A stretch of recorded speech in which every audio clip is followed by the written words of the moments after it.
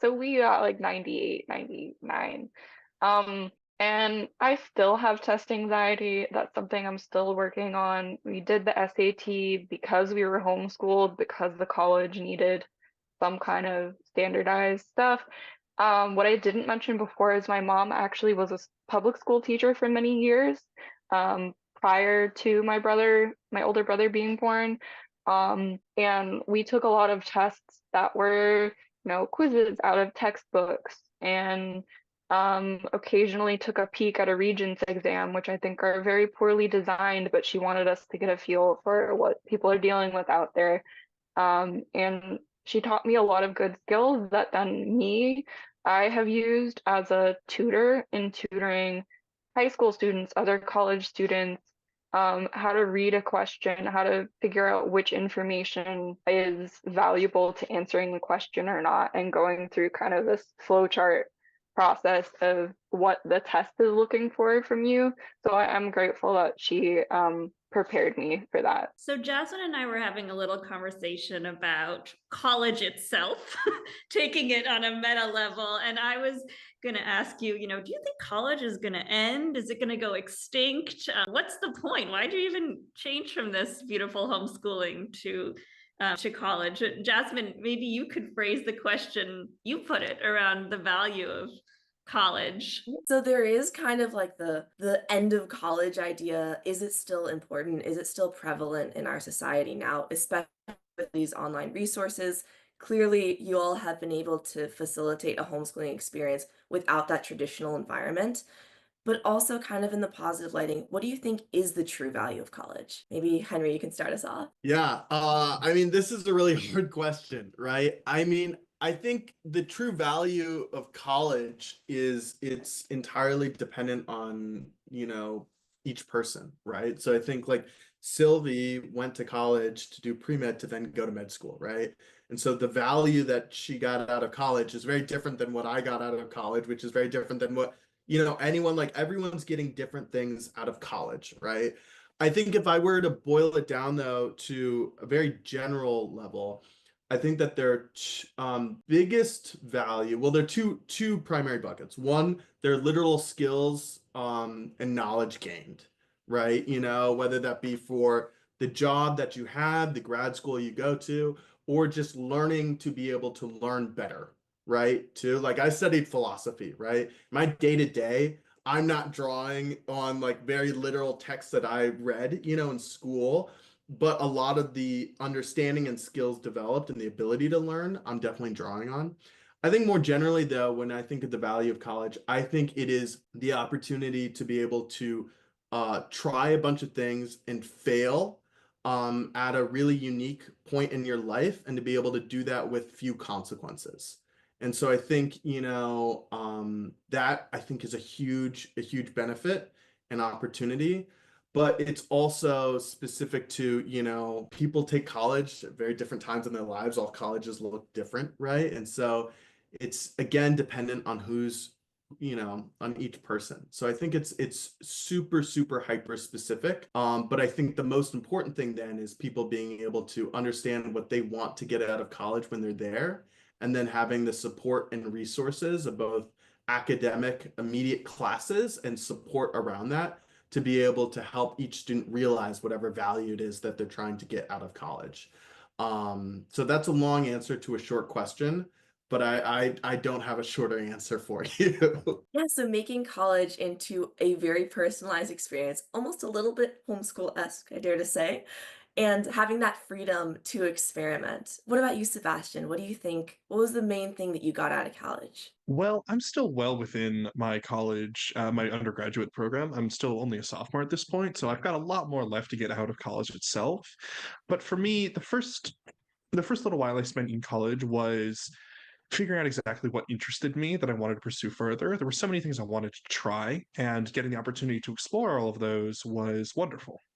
But at this point, I've sort of honed down exactly what I'm really interested in doing. And for college, to me, the most value I'm getting out of college is building skills to do the kinds of things that I'm interested in at a professional level. Say, I'm studying computer science and creative writing, and being able to take classes about programming and the way computers work and systems and things like that. I'm getting a lot of value out of that I'm appreciating quite a bit. It's also wonderful for, meeting people in the same sort of step in their life as you. You can build lifelong connections. And the business side of me says like networking is also very important, but being able to make connections with the people in the same life path as you, or at least in the same stage of their life relatively, is another thing that's I think is an incredibly important aspect of college. So socializing and having these specialized classes that you have access to. What about you, Jessica? Yeah, so it was really interesting. My sister was also homeschooled and she actually chose not to go to college. So I found it really interesting that you posed that question. Do you think for some careers we will actually see a decrease in the traditional route being high school, college? My sister, she actually is in the film industry, so she did like a trade school, tech school type thing, and her husband's an electrician, so he also didn't go to college. I don't think that I don't think college could ever fully go away at all. I mean, you're going to have your doctors, your lawyers, your engineers, your nurses who will just need that higher education. For me, I personally loved college because I knew there were skill sets that I would not be able to obtain elsewhere. Like, you're not going to go to a company like Pfizer and be like, hey, I really want to work for you. I've never done anything in the sciences, but like, can you train me? They're going to roll their eyes and be like, you know absolutely nothing, which would be completely true.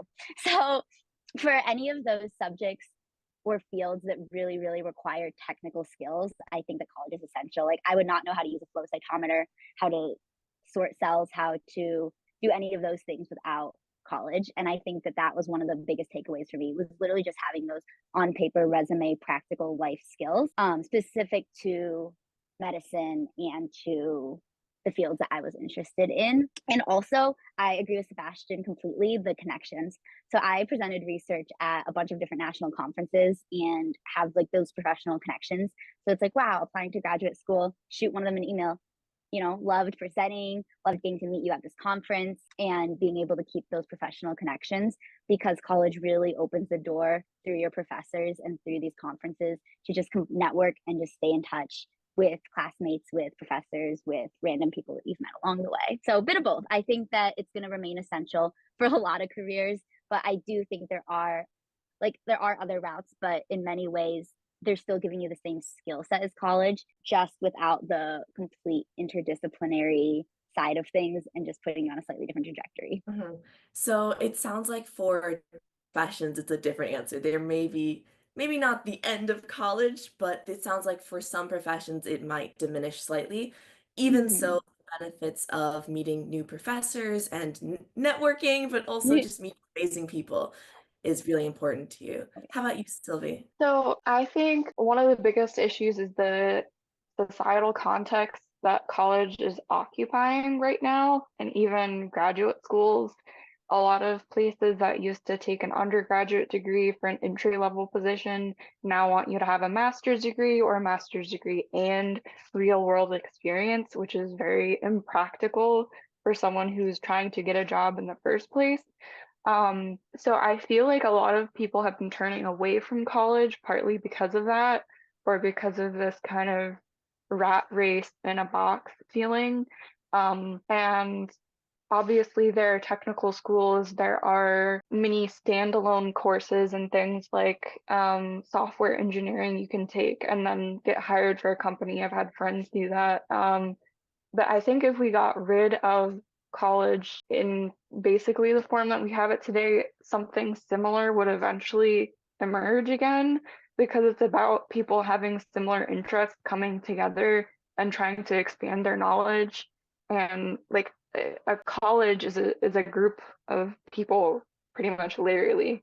But I think in the same way that the public school system has been struggling with the quality of learning, I think colleges have started to struggle with that. So I would like to both see not going to college and either pursuing education elsewhere or pursuing non-educational interests as more valid in society, but also like the college system and employment system itself to be more, how do I say this? More more value focused and less about fitting people out through the system.